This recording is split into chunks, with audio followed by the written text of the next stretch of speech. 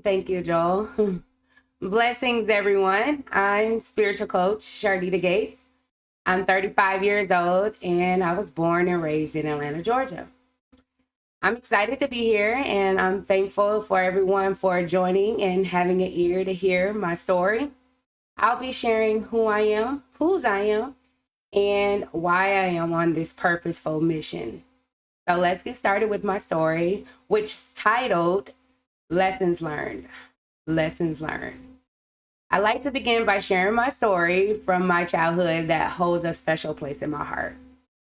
While I don't recall much from my earlier years, around the age of 3 and 5, I experienced what I now recognize as my first core memory. It involved a simple yet profound moment when I was playing with my Barbie dolls. And me asking, who am I? If my dolls are them, then who am I? It was then that I felt a spiritual connection and heard a calm voice that said, "You are my daughter. And I know the plans that I have for you. Those plans are not to harm you, but to give you hope and for a future." Now, despite me being surrounded by my siblings and parents, I felt a deep sense of peace and solitude. I felt alone, as if I had momentarily transcended from this physical world. But I returned back to reality. I looked at my dolls and I declared to them that I knew the plans that I had for them, and they were to go to the pool and drive their little car. Now, this experience planted a seed of faith and a purpose in my heart. I cherished the moments of playtime, family dinners, watching America's Funniest Home Videos, and my dad's delicious cooking. He was a chef, and I really enjoyed his Chef Boyardee, which made me feel safe and protected. However, not all memories were as innocent as my first core memory. One day, I pressed play on the VCR and accidentally stumbled on something inappropriate. What I now know was pornography. Shockingly, other children and youth were watching it too at different times and places.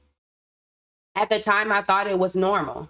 And it wasn't until I was older that I realized the impact of such exposure. I also witnessed provocative dancing and heard profanity, mostly from the TV.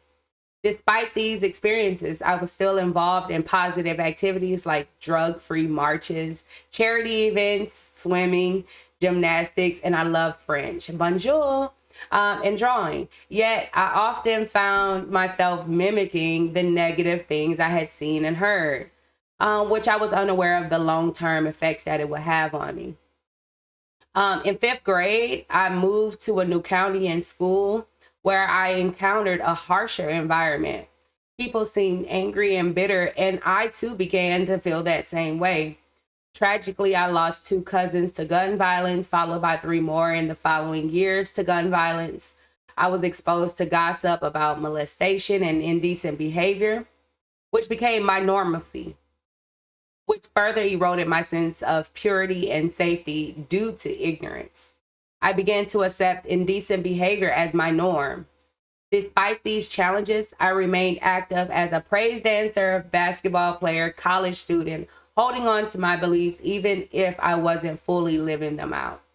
My relationships, my spirit, my emotions, it started to spiral out of control to the point I lost control of my life and end up giving up everything. I started, instead of not doing everything, to being okay with doing everything and started letting the people and the things in the world be my way, my truth, and also my life. The turning point came when I lost my brother. This profound loss led me to reevaluate my life and withdraw from the world. I ended up staying home for months and not leaving the house, not even for family birthdays, vacations. I wouldn't even go to the store and only venturing out when I felt led to do so. And that was at the end when I immersed myself in scripture. I got baptized and I started taking discipleship classes. It slowly started to rebuild my faith and hope on my own. I recovered myself by walking in that way. I chose to return to my first core memory, the one where I felt God's presence and heard his reassuring voice. I decided to reject the lies and the destructive influences of pornography, gossip, violence, and other worldly things. My future goals now align with my spiritual calling, which leads me to live in the spirit and the truth of who I am. And like you said, I am his daughter. So, really living in that truth and fulfilling the purpose of my creation. My mission is to eliminate the L from the world and focus on the word, grounding myself in truth and trust. So, I have three pieces of advice that I would like to share with my peers. And that is, the world is full of lies. The word is the truth. And you have the controller to your life. Don't give that controller to others. If you lead with love, love will follow. And so also my regards to the leaders in behavioral health systems, beliefs drive behaviors. So if you change the belief, you can change the behaviors. And the lies and losses are revealed through truth. And it's time for the system to learn those lessons. You can't win with reasoning alone. People can't argue with a genuine encounter. God owns everything, and this is my story and the lessons I've learned. So thank you guys for listening to my story.